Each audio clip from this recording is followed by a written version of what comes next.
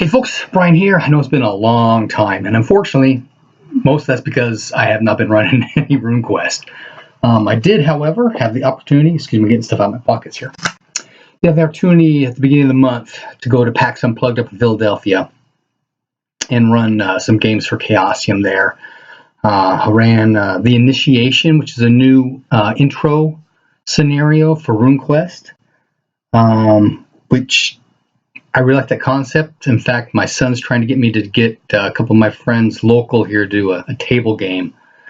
And I'm thinking I'm going to initiate them with that scenario. And then I ran the shooting party twice. And the shooting party I haven't done before. And then I did one session of Ides of Winter, which I did last year for one of the conventions.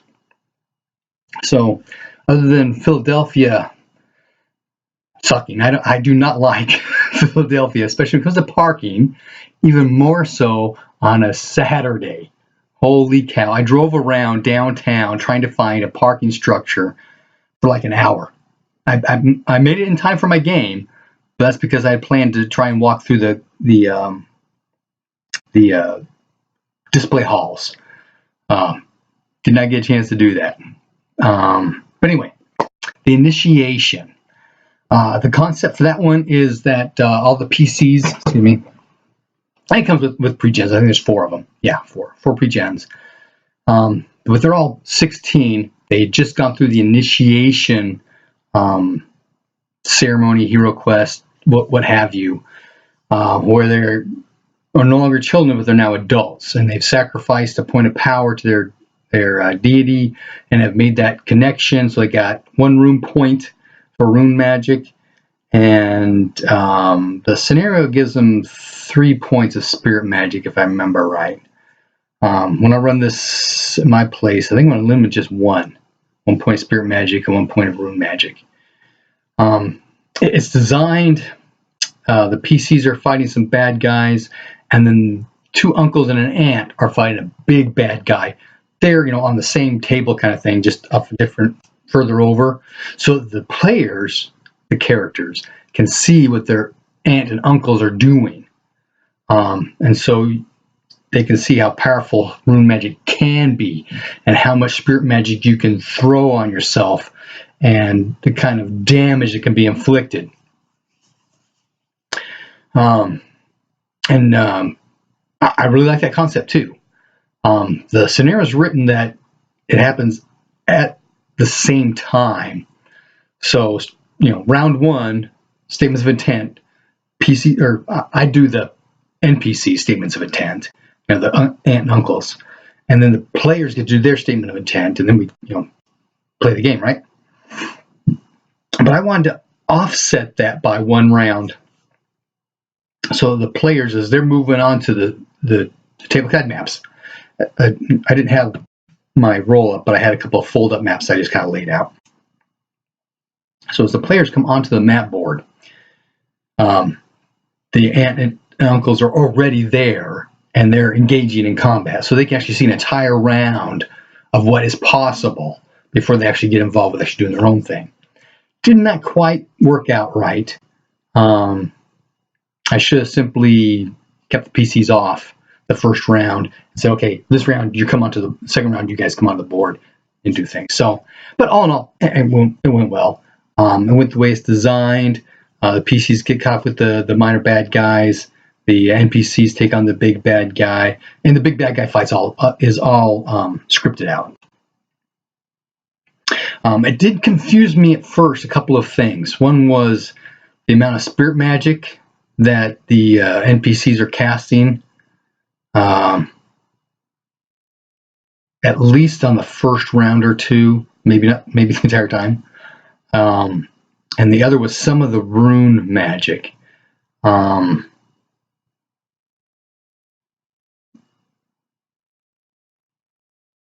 There's one of the NPCs is Glorantha Adventurous. And I was kind of confused about how he got Bear Strength and Fireblade. Bear Strength I eventually figured out. I may have figured out beforehand, but as I was reading through some more stuff, I realized, okay, that's what it is. Because Odala, which gives you Bear Strength, is an associate cult to Orlanth Adventurous, and that's the one special rune magic spell that he gives to Orlanth Adventurous. So that doubles your strength kind of thing, or +8 or something. Oh, it's got to be more +8. It's got to be doubles your strength. So this guy's got massive amounts of strength to do extra damage. But I still haven't figured out how he got Flame Blade or Fire Blade. Because Fire Blade, there's only 2 cults that have Fire Blade. Yelm and I think Humocht. And Humocht doesn't have any associate cults, so he's not associated with any Orlanth. And Yelm is certainly not an associate cult of Orlanth either. So there's still that question. So you've got a Flame Blade to this 3d6 damage. That's the way they do the Fire Blade does straight 3d6 damage. That's what it does. Which kind of makes you wonder about, okay, if I've got a great sword with Fire Blade on it, I'm doing 3d6 damage. I've got a dagger with Fire Blade on, I'm doing 3d6 damage. Something doesn't quite feel correct. And then if you read about the fire arrow thing, where the arrow, the ammunition actually gets consumed in the flame, even though the blades don't. It specifically says that in the blades. It's just kind of a flavor thing that I've talked with some of my other players about, maybe morphing that to ammunition or blade damage plus 2d6 fire damage. Well, something we'll play with. But anyway, so 3d6 fire damage, and his damage bonus comes 2d6. That's 5d6 of damage every time he hits. So during the scenario, yeah, he's lopping off limbs left and right, and then finally the last round that he's involved with combat, he does an aim shot to the head and kills it. But then there's some other NPCs are casting three spirit magic spells in a round. But my understanding is if you're going to change focus, like you cast a spell, you're going to cast another spell, that's 5 strike ranks later. That wasn't written into the scenario.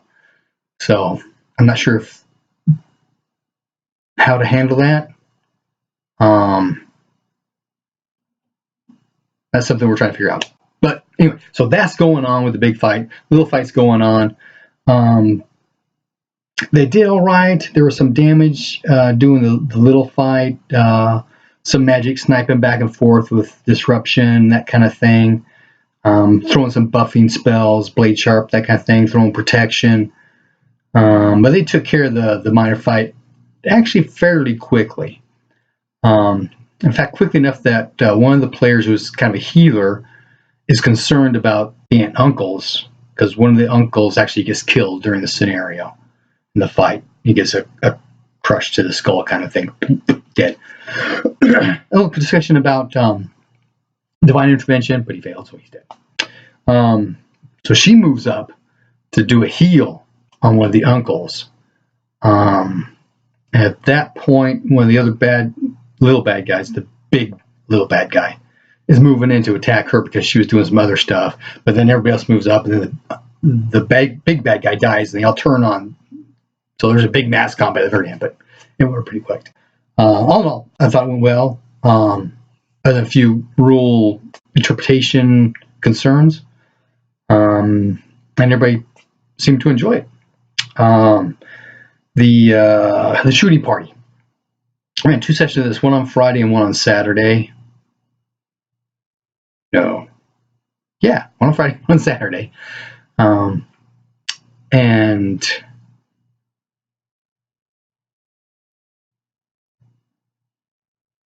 yeah, because I had 2 games on. 2 games on Friday. That's right. Shooting party. I initiated shooting party both on Friday. That's what it was. And then I did a second shooting party on Saturday, and then I did Ides of Winter on Sunday. So the shooting party is a Cthulhu scenario, as is Ides of Winter. And it's a magic-oriented kind of a deal where a guy in the past is trying to come forward to the future. Another guy in the past turns himself into a lich so he can survive into the future. And the party's kind of caught in between. There's these time fluctuations going on where they're sometimes pulled in the past and sometimes the past is pulled into the future. The first group was very active. They were interested. Okay, we've got something going on here. Let's figure it out. They did a bunch of used library skill rolls. It was really funny. One of the players was playing the actress, and for the first couple of things that happened, it kind of says maybe in this place or where the most PCs are, that kind of thing, right? So she ended up hitting two of these time things. So she's convinced that there are people playing ghosts or something in the house on residents, and she thinks that that's the gimmick that the guy who's got the house in Broadway for the shooting party is using to try and get revenue for the house, because it's starting to go under. But he's actually trying to do is these shooting parties, hunting lodge, that kind of thing. But it's really funny because she's checking for secret doors everywhere and that kind of stuff. And a lot of stuff is written, they see the incident or something's going on and they turn for something else. When they turn back, it's all changed, right?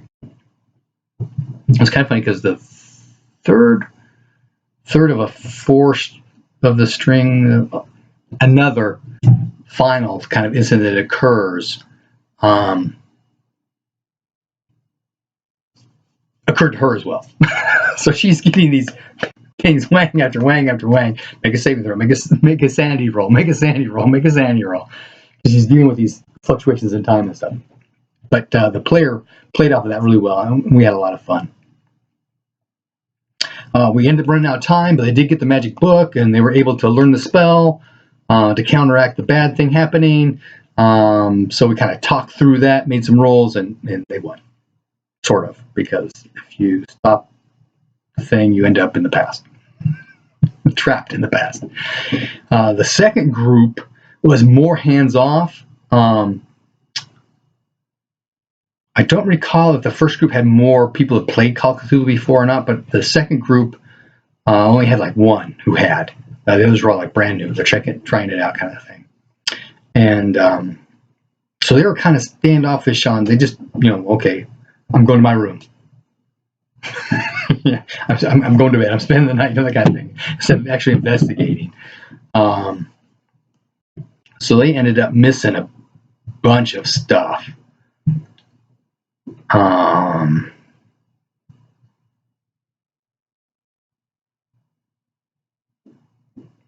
They did not get the spell, so they weren't able to catch it, but they were in the right place at the right time at the end. They could see things were happening, so they went to the place. And there's a time swap deal where they're back in the 1600s.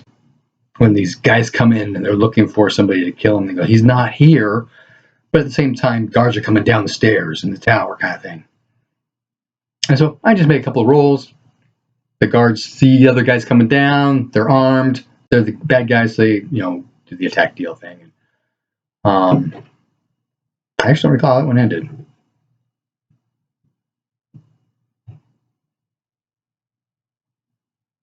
But I want to see around time on that one as well. Now, I didn't think we would, because they're letting things go by so fast. Last one, the Ides of Winter. Initially went really well. I made a couple of gaffes with maps and stuff and where the hidden temple was and that kind of thing, but we worked through that. A couple of incidences up front. Everybody's playing along, having a good time. Part of the party wants to try and do the right thing by the bishop in the cathedral, and the other party's going, they're not going to just do it. We need to just get it done. So they actually just split party for a while, but it worked out. They follow the plot line. Things happening. They get to the bad guy at the end. A couple of guys are trying to intervene with that, but the monster comes out, and I think I had them roll sanity when they first saw the monster the night before, or earlier that night. So I probably shouldn't have had them make sanity rolls when they got to the explosion, but I did, and 4 of them missed it. In fact, and they end up losing like 5 or more sanity. So they all had temporary insanity for D10 rounds. So for most of the combat, half the party was out of play.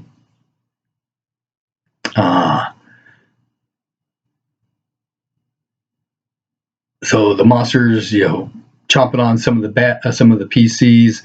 One of the PCs finds the bad guy and tries to stop him. Isn't able to do anything to him, and realizes that it's the sword. They kind of knew it was the sword. They knew the sword was magical. They tried seeing if the sword did anything with the actual altar itself. Didn't. So he goes to chase down who had the sword, who had been killed earlier by the monster.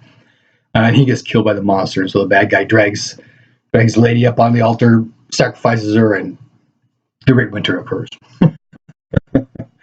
Not exactly a great ending for a scenario for intro one-shot kind of deal, but there was a mechanic in Call of Cthulhu 7th Edition with brawling, hand-to-hand combat kind of stuff, where somebody's attacking you, you can either attack back or dodge, get out of it, or get up in their face kind of thing. And the get in the face is actually, more like wrestling, ground fighting, brawling kind of stuff is the way it's designed. And it was an interesting mechanic in that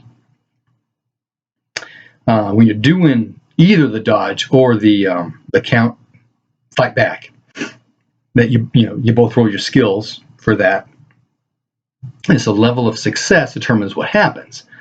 Obviously, on a fight back, if the attacker got the higher success, you take damage. If the attack back got the higher success level, then whoever attacked got damage.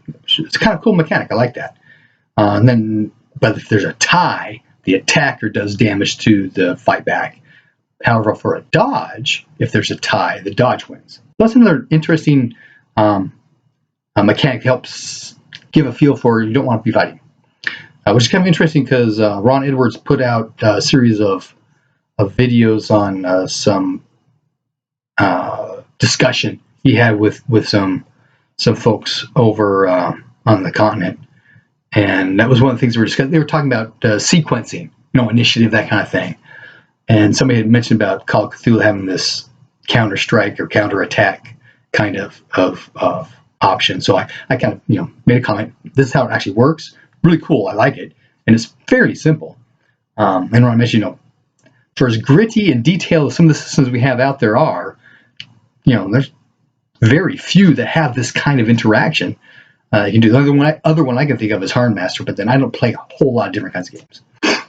But anyway, that was PAX Unplugged, 17 minutes. Sorry, guys, my throat's actually getting dry too. Good news. I've got 4 new players, so I'm up to 6 in my Runequest role-playing Glorantha campaign, and we are playing this Friday night. So I'll have a video out on Saturday. Yeah, Saturday morning. I should have a video out. In the meantime, happy gaming.